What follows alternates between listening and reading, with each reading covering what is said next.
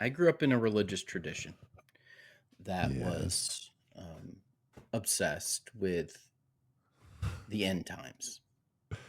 Grew up in a religious tradition where we would have prophecy conferences, where a large sheet was strung across the front Wow. of the auditorium, and on that sheet was charted out what was going to happen during the end times.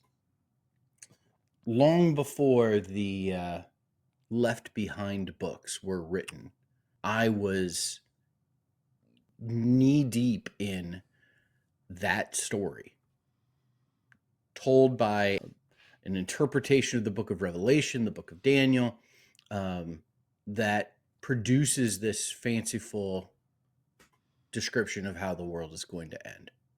The President of the United States posting a picture of himself dressed like the Pope would be, under normal circumstances, a 5 alarm fire of reaction Yeah. from the religious folks who believe the world ends this way.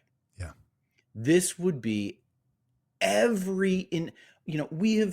we've lived with the speculation of who is the Antichrist, who is this one, this one that's going to bring about a unification of the world's politics and the world's religion to the point that people all over the world worship him.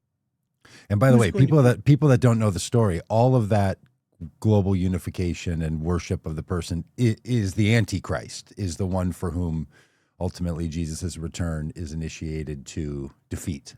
So when Donald Trump posts a picture of himself Yeah. dressed as the Pope, he's basically saying, I'm the Antichrist. Yes, yes. That's it. That's what's so insane for the religious subset of people for whom many of them have grabbed a hold of prophecy in order to say Trump is our guy. And you might remember that the Antichrist in the story suffers a wound to the head that could have been fatal, that he's healed from.